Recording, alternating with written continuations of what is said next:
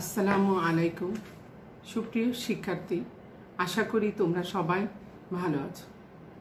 আজকে আমার online class হচ্ছে সম্মান তৃতীয় বর্ষের শিক্ষার্থীদের সাথে। যে আমি আসলে শারীরিক অসুস্থতার কারণে একটু হসপিটালে একটু চেক আপ করার কারণে আমার ক্লাসটা দেরি হয়ে গেল। আমি আন্তরিকভাবে আমার ছাত্রদের কাছে দুঃখিত। সকালে ক্লাসটা দিতে পারিনি। আমার আসলে সুগার টেস্ট ছিল সকাল 12টা পর্যন্ত, যার ফলে আমি ক্লাসটা নিতে পারিনি। আমি আন্তরিকভাবে দুঃখিত। আজকে আমার রুটিনে ক্লাস ছিল বিধায় আমি এখন সেই ক্লাসটা দিয়ে দিচ্ছি। ছাত্ররা, আমি আসলে লাইভ ক্লাসে যাই না এই কারণে যে রেকর্ডকৃত ক্লাসটা যে কোনো সময় দেখা যায় বা ওই দিন যে কোনো সময় উপস্থাপন করা যায়। আমি আশা করি আমার ছাত্রদেরকে বলবো, মার্কিন যুক্তরাষ্ট্রের ইতিহাস হচ্ছে আলোচিত একটা বিষয়। এই বিষয়টা মন দিয়ে পড়বে এবং আমি বলবো যে শিক্ষার্থীদের যে ইতিহাসের ছাত্রদের জন্য চাকরি অনার্স মাস্টার্সে ভালো রেজাল্ট করলে চাকরির অবাধ সুযোগ, বিসিএস পরীক্ষা বলো, ব্যাংকের পরীক্ষা বলো, সাধারণ জ্ঞানের অধিকাংশ বিষয়টাই হচ্ছে আমাদের ইতিহাস বিষয়ের সাথে জড়িত। যেমন আন্তর্জাতিক পেপার আমরা অনেকগুলো পড়ি, বাংলাদেশের ইতিহাস, আন্তর্জাতিক ইতিহাস, এই বিষয়গুলো কিন্তু আমাদের বিসিএস পরীক্ষার 100 মার্কের বা 200 মার্কের থাকে। তার উপরে সাধারণ জ্ঞানগুলো কিন্তু আমরা বাংলাদেশে যে সাধারণ জ্ঞান সেগুলো কিন্তু ইতিহাসের অন্তর্ভুক্ত।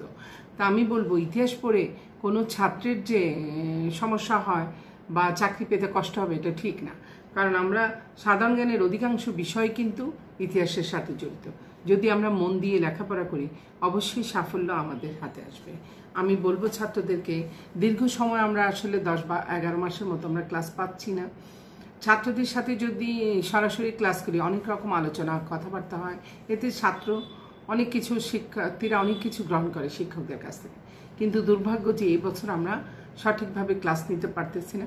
এই অনলাইন ক্লাস ছাত্ররা কতটুকু নিতে পারতেছে এবং সব জায়গায় কি নেটওয়ার্ক থাকে, কারেন্ট থাকে, তাহলে আমি বলবো আসলে ছাত্রদের জন্য আন্তরিকভাবে দুঃখিত। তারপর আমি বলবো, এই বর্ষের ছাত্রদের একেবারেই আমরা ক্লাস পাইনি। 1 মাস ক্লাস করার পরে হঠাৎ করে বন্ধ হয়ে গেল। তারপর আমি বলবো তোমরা বই ফলো করবে। মার্কিন যুক্তরাষ্ট্রের ইতিহাস অনেক সিলেবাস, অনেকগুলো বই দেওয়া আছে নেটের মধ্যে যে সিলেবাস, সেখানে অনেক বই দেওয়া আছে। তারপরেও তোমাদেরকে এখন যেহেতু তোমরা বুঝতে পারতেছ না কিভাবে, আলোচনার সুবিধার্থে আমি 2টা বইয়ের নাম বলবো। মার্কিন যুক্তরাষ্ট্রের ইতিহাস অধ্যাপক শরীফুল্লাহ ভূঁইয়া, মার্কিন যুক্তরাষ্ট্রের ইতিহাস কাফি খান, এবং মার্কিন যুক্তরাষ্ট্রের ইতিহাস মোহাম্মদ আব্দুল কুদ্দুস শিকদার। এই স্যারের এই বইগুলো পড়বে, তাহলে তোমাদের অনেকটা জানা যাবে। শুধু আমার লেকচার, মার্কিন যুক্তরাষ্ট্রের লেকচার কিন্তু অনেক কঠিন এবং এটা শুধু শুনলেই যে হবে তা না, আমাদেরকে ভালোভাবে বুঝতে হবে এবং পড়তে হবে।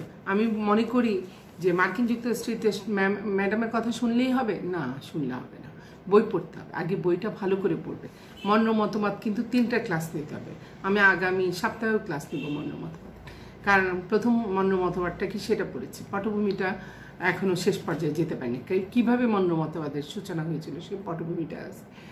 তারপর আগামী ক্লাসে যেটা পড়াবো, মন্য মতবাদের প্রয়োগ আর ফলাফলটা কী ছিল। তাহলে আমি আমার ছাত্রদেরকে বলবো, এটা মোটামুটি 3টা ক্লাস, অনেক একটা জটিল একটা চ্যাপ্টার, এত সহজ বলে মনে করা যাবে না। তাহলে তোমরা কিন্তু পড়বে।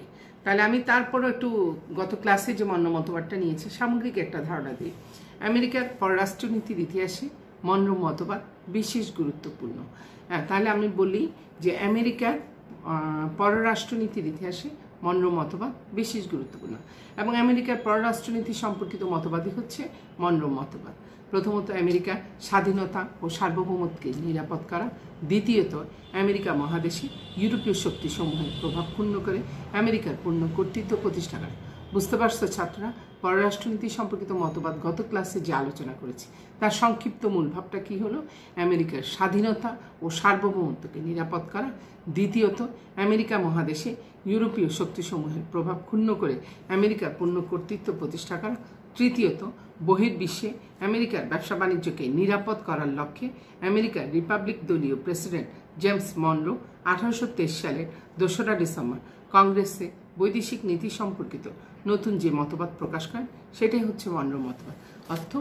অর্থাৎ মনরো ডক্ট্রাইন নামে পরিচিত। তাহলে আমাদের তিনটা উদ্দেশ্য মনরো মতবাদের। একটা হচ্ছে আমেরিকার স্বাধীনতা ও সার্বভৌমত্বকে নিরাপদ করা, মনে থাকবে, আমেরিকার স্বাধীনতা ও সার্বভৌমত্বকে নিরাপদ করা। দ্বিতীয়ত, আমেরিকা মহাদেশে ইউরোপীয় শক্তিসমূহের প্রভাব ক্ষুণ্ণ করে আমেরিকার পূর্ণ কর্তৃত্ব প্রতিষ্ঠা করা। তৃতীয়ত, বহির্বিশ্বে আমেরিকার ব্যবসা বাণিজ্যকে নিরাপদ করার লক্ষ্যে আমেরিকার রিপাবলিক দলীয় প্রেসিডেন্ট জেমস মনরো 1823 সালের 2রা ডিসেম্বর কংগ্রেস বৈদেশিক নীতি সম্পর্কিত নতুন যে মতবাদ প্রকাশ করেন সেটা মনরো ডক্ট্রাইন নামে পরিচিত। এই নীতি বাস্তবায়নের মাধ্যমে প্রেসিডেন্ট মনরো উত্তর ও দক্ষিণ আমেরিকা উপনিবেশ স্থাপন বন্ধ করে সেখানে মার্কিন কর্তৃত্ব প্রতিষ্ঠা করতে চেয়েছিলেন। তাহলে আজকে আমরা আলোচনা করব কি পটভূমির যে শেষ পর্যায়ে মনরো মতবাদের সূচনার আরও অনেক ছোটোখাটো বিষয় আছে, সেগুলো নিয়ে একটু আলোচনা করি। 1815 সালে নেপোলিয়নের পতনের পর অস্ট্রিয়ার প্রধানমন্ত্রী প্রিন্স মেটারনিকের নেতৃত্বে গঠিত কি ছিল? Concert of Europe. 1815 সালে নেপোলিয়নের পতনের পর অস্ট্রিয়ার প্রধানমন্ত্রী প্রিন্স মেটারনিকের নেতৃত্বে গঠিত কনসার্ট অফ ইউরোপ নামক সংস্থার মাধ্যমে ফ্রান্স, অস্ট্রিয়া, রাশিয়া এবং প্রাশিয়ার দ্বারা যখন ইউরোপের রাজনীতি নিয়ন্ত্রিত হতে থাকে তখন ব্রিটেন আশঙ্কা করে যে ইউরোপের বৃহৎ রাষ্ট্রগুলি ব্রিটিশ নিয়ন্ত্রিত এবং স্পেনের উপনিবেশগুলো দখল করতে থাকে এবং ব্রিটেনের ব্যবসা বাণিজ্য ক্ষতিগ্রস্ত হয়। এটা বুঝতে পারছো যে কনসার্ট অফ ইউরোপ নামক সংস্থার মাধ্যমে ফ্রান্স, অস্ট্রিয়া, রাশিয়া এবং প্রাশিয়ার দ্বারা যখন ইউরোপের রাজনীতি নিয়ন্ত্রিত হতে থাকে তখন ব্রিটেন আশঙ্কা করে যে ইউরোপের বৃহৎ রাষ্ট্রগুলো ব্রিটিশ নিয়ন্ত্রিত স্পেনের উপনিবেশগুলো দখল করতে পারে এবং ব্রিটেনের ব্যবসা বাণিজ্য ক্ষতিগ্রস্ত হবে। অর্থাৎ আমরা কি দেখলাম যে প্রিন্স মেটারনিকের নেতৃত্বে কনসার্ট অফ ইউরোপ নামক সংস্থার মাধ্যমে ফ্রান্স, অস্ট্রিয়া, রাশিয়া এবং প্রাশিয়া চারটা দেশ যখন ইউরোপের রাজনীতি এই চারটা দেশ দ্বারা যখন ইউরোপের রাজনীতি নিয়ন্ত্রণ হতে থাকে তখন ব্রিটেন আশঙ্কা করে যে ইউরোপের বৃহৎ রাষ্ট্রগুলো ব্রিটিশ নিয়ন্ত্রিত ব্রিটিশের যে নিয়ন্ত্রণে স্পেনের যে উপনিবেশগুলো দখল করতে পারে, ব্রিটেন এটা আশঙ্কা করে যে ইউরোপের যে বৃহৎ শক্তিগুলো ব্রিটিশ নিয়ন্ত্রিত স্পেনের উপনিবেশগুলো দখল করতে পারে। বুঝতে পারছো যে ব্রিটেন ধারণা করলো যে ইউরোপের বৃহৎ রাষ্ট্রগুলো স্পেনের উপনিবেশগুলো যদি দখল করতে থাকে তাহলে ব্রিটেনের ব্যবসা বাণিজ্য ক্ষতিগ্রস্ত হবে। তাহলে কনসার্ট অফ ইউরোপের মূল লক্ষ্য কী ছিল? জোটভুক্ত দেশসমূহের মধ্যে যে কোনো গণতান্ত্রিক আন্দোলন দমন করা। কনসার্ট অফ ইউরোপের মূল লক্ষ্য কী ছিল? জোটভুক্ত দেশগুলোর মধ্যে যে কোনো গণতান্ত্রিক আন্দোলন দমন করা। দ্বিতীয়ত, ল্যাটিন আমেরিকায় জোটের প্রাধান্য প্রতিষ্ঠা করা। তৃতীয়ত, রাশিয়া ও ফ্রান্সের সৈন্যদেরকে দিয়ে লাতিন আমেরিকায় হস্তক্ষেপ করার পরিচালনা করা হয়।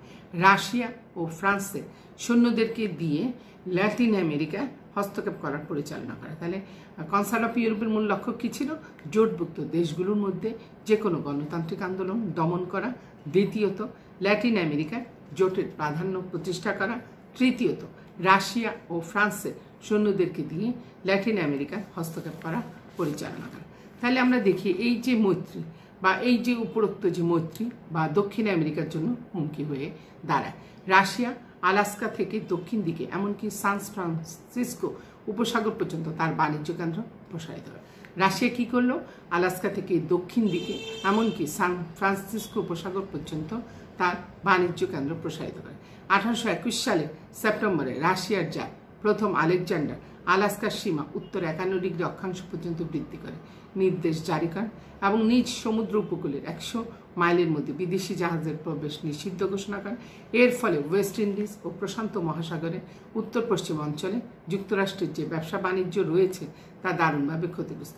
এই অবস্থায় 1821 সালে যুক্তরাষ্ট্রের প্রেসিডেন্ট জেমস মনরো ঘোষণা করেন যে আমেরিকার ভূমিতে আর কোনো উপনিবেশ স্থাপন করা চলবে না। অষ্টাদশ শতাব্দীতে রাশিয়া সর্বপ্রথম আলাস্কাতে উপনিবেশ স্থাপন করেছিল। আমেরিকার এই ঘোষণা নন কলোনাইজেশন বা উপনিবেশবাদ বিরোধী ঘোষণা নামে পরিচিত।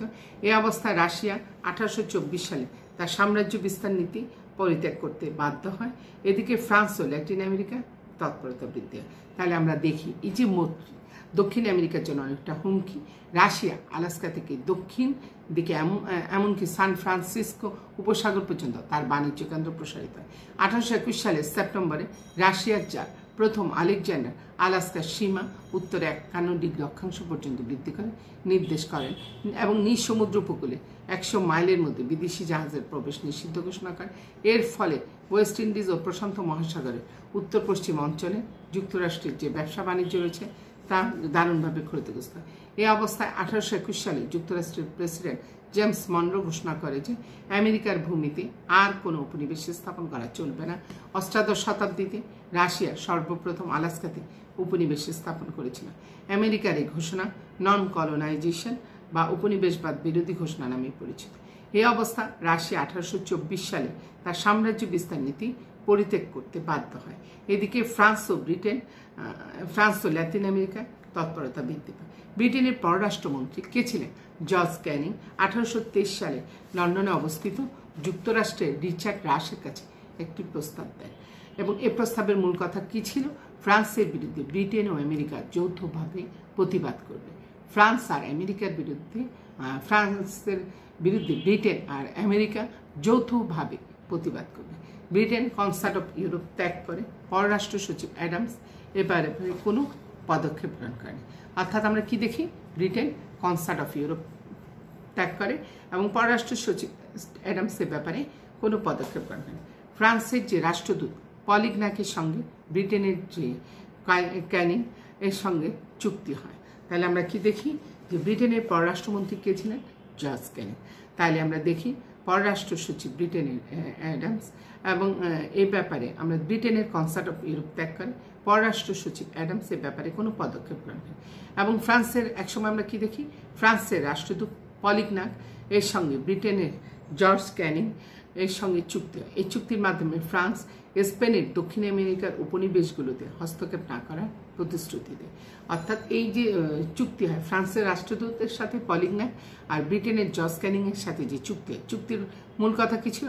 ফ্রান্স স্পেনের দক্ষিণ আমেরিকার উপনিবেশগুলোতে হস্তক্ষেপ না করার প্রতিশ্রুতি দেয়। জেমস মনরো এই পরিস্থিতিতে সিদ্ধান্ত নেন ইউরোপী থেকে দূরে থাকবেন। জেমস মনরো কি সিদ্ধান্ত নিলেন? যে এই যে সামগ্রিক যে পরিস্থিতি বিবেচনা তিনি সিদ্ধান্ত নেন যে আমেরিকা ইউরোপ থেকে দূরে থাকবেন। এর পরিপ্রেক্ষিতে 1823 সালের 2রা ডিসেম্বর বৈদেশিক সম্পর্ক বিষয়ে মনরো মতবাদ প্রকাশ করা হয়। এই মতবাদই মনরো মতবাদ নামে পরিচিত। বিভিন্ন সময় এই মনরো মতবাদে আলোচনার ফল কি দাঁড়ায়? মনরো মতবাদ দুইটা নীতির উপর প্রতিষ্ঠিত। উপনিবেশবাদ বিরোধিতা। এক নম্বরে যেটা দেখি উপনিবেশবাদ বিরোধিতা, the idea of non colonization. উপনিবেশবাদ বিরোধিতা। 2 নম্বর যেটা হস্তক্ষেপ নীতি, the idea of non intervention. তাহলে আমরা দেখি মনরো মতবাদ দুটি নীতির উপর প্রতিষ্ঠিত। একটা হচ্ছে উপনিবেশবাদ বিরোধিতা, দ্বিতীয় হচ্ছে হস্তক্ষেপ নীতি। তাহলে মনরো মতবাদের মূল যে বিষয়বস্তুটা আসলে আমরা কি দেখি সেটা দেখি। আমেরিকা মহাদেশ এখন থেকে কোনো ইউরোপীয় শক্তির উপনিবেশের রচনার ক্ষেত্র হিসেবে আর গণ্য হবে না। অর্থাৎ আমেরিকা মহাদেশ এখন থেকে কোনো ইউরোপীয় শক্তির উপনিবেশ রচনার ক্ষেত্র হিসেবে গণ্য হবে না।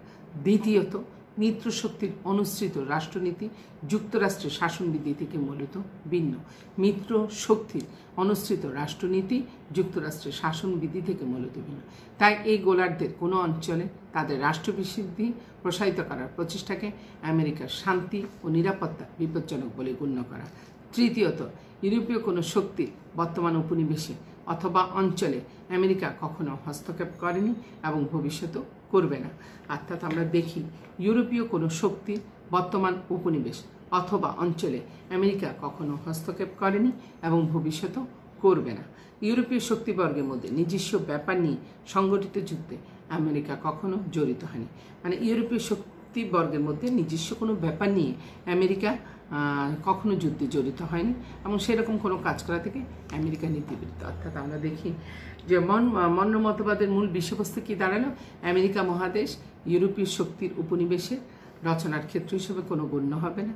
দ্বিতীয়ত, মিত্র শক্তির অনুসৃত রাষ্ট্রনীতি যুক্তরাষ্ট্রের শাসনবিধি থেকে মূলত ভিন্ন, তাই এই গোলার্ধের কোনো অঞ্চলে তাদের রাষ্ট্রবিধি প্রসারিত করার প্রচেষ্টাকে আমেরিকার শান্তি ও নিরাপত্তা বিপজ্জনক বলে গণ্য করে। তৃতীয়ত, ইউরোপীয় কোনো শক্তি বর্তমান উপনিবেশে অথবা অঞ্চলে আমেরিকা কখনো হস্তক্ষেপ করেনি এবং ভবিষ্যতেও করবে না।